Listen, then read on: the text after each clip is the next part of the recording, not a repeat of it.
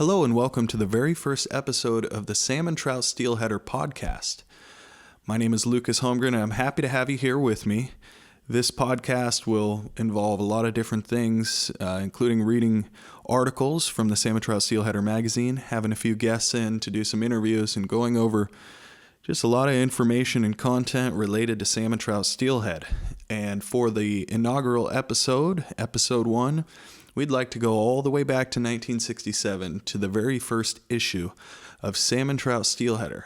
Now, when Frank Amato started the magazine, his favorite writer was Roderick Haig Brown, and he reached out to Roderick Haig Brown in a letter asking if he would be willing to submit an article for Frank's new magazine.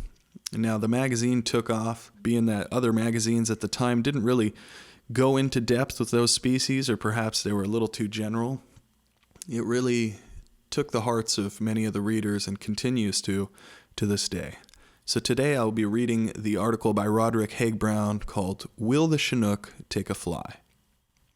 A few mature fall Chinooks are taken on the fly in saltwater each year as they approach their spawning streams.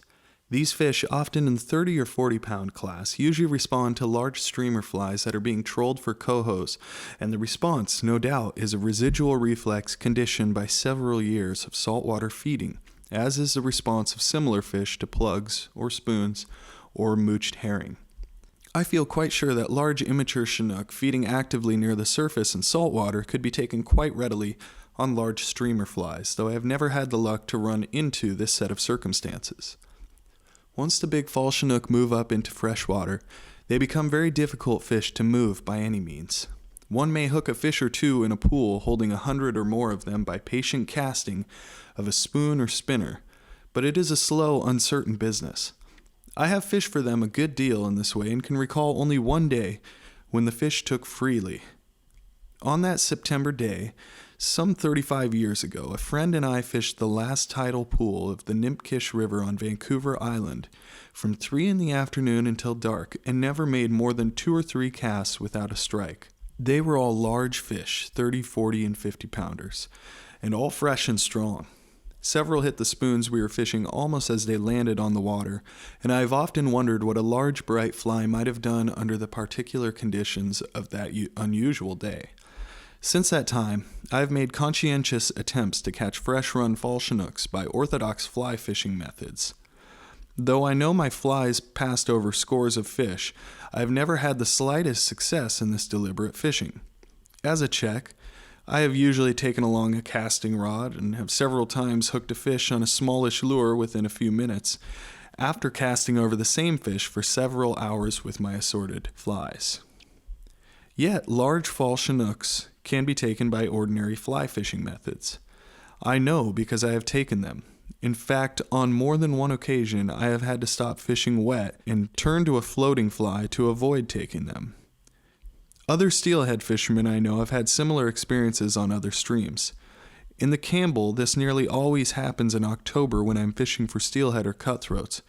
And just as the big fish are beginning to move into shallower water with serious thoughts of spawning, though I have hooked 1 or 2 fish in the same way as early as mid-September over fairly deep water. It is probably no more than coincidence, but all the fish I have hooked in this way, perhaps a score or more, have taken the same fly, a number 6 silver brown. This is a very simple tie on a low water hook as follows: tail, Indian crow, whole feather; body, flat silver tinsel; hackle, natural brown; wing, strips of golden pheasant tail enclosing a few strands of orange bear fur. It has been a very successful fall fly for me, and I use it a good deal, though by no means consistently enough to account for its exclusive effect on the big Chinooks.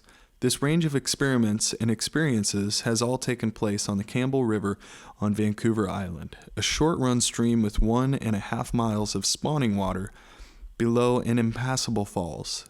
This short stretch harbors an annual run of 6,000 to 8,000 large Chinooks ranging from 25 to over 70 pounds. The first fish, perhaps 200 or 300, enter the river in August, but the main run does not show up in the freshwater pools until September. Spawning starts in the latter part of October and continues through most of November. During the past few years, I have been able to observe these fish quite closely through skin diving. When they first come in, they are extremely nervous, more so than the pink and the coho salmon and migratory trout, very much more so than the resident trout. They prefer to hold in the swiftest and deepest water they can find, and do so without the slightest effort. A few individuals ease out into quiet water, approximately the normal steelhead holding spots, during September, and become much more approachable. By mid-October, most of the fish have spread out towards the shallower water, and once the spawning starts, a diver can reach out and touch them before they will move, and even then they will shortly return to their chosen holding places. These patterns may not apply exactly to longer rivers where the Chinooks travel considerable distances to their spawning areas. No doubt there is some acclimatization to freshwater conditions during the migration, but I suspect the pattern has at least general bearing. At their first arrival, the fish will be nervous and excitable and will cling to the protection of fast and deep water where it is difficult to work a fly properly. They will then settle down and spread into more promising positions, and the chances of hooking them by orthodox fly fishing methods will be vastly improved, though their responsiveness appears to vary sharply from day to day. In the final stage, when spawning has started, no fisherman wants to bother them. Most of the fish I have hooked in the Campbell have fought actively and well, and I have usually been able to beach them or tail them after an hour or more of hard work with a 5-ounce fly rod.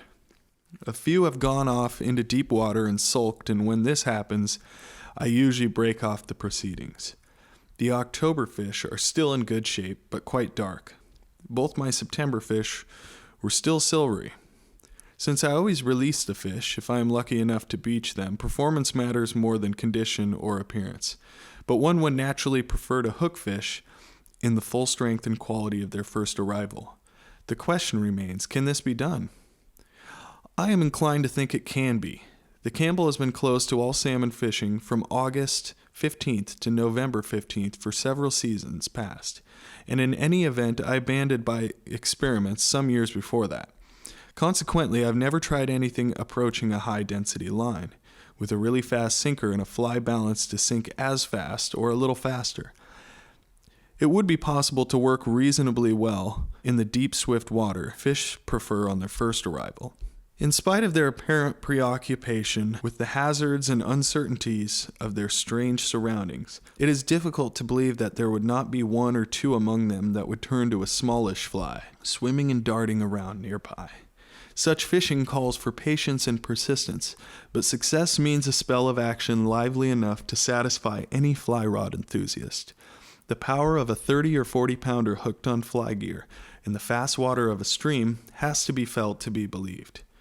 No fall Chinook in this size range can be beached without a combination of skill, ingenuity, fast footwork, clear thinking, and luck. And beached or not, the impact of the strike and the surging strength of the first long run will make a memory to cherish and seek again.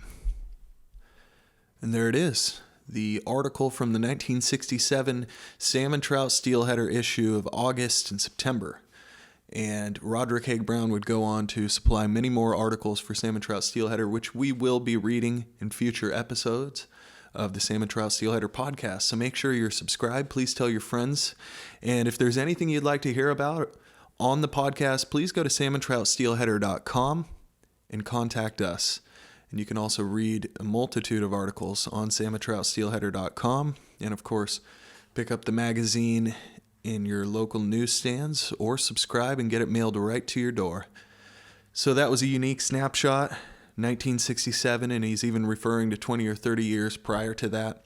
Of course, the size of fish makes a person really want to go back in time and fish those waters when you hear about 25 to 70 pound Chinook and hooking 30, 40, and 50 pounders in one pool. And pretty incredible stuff.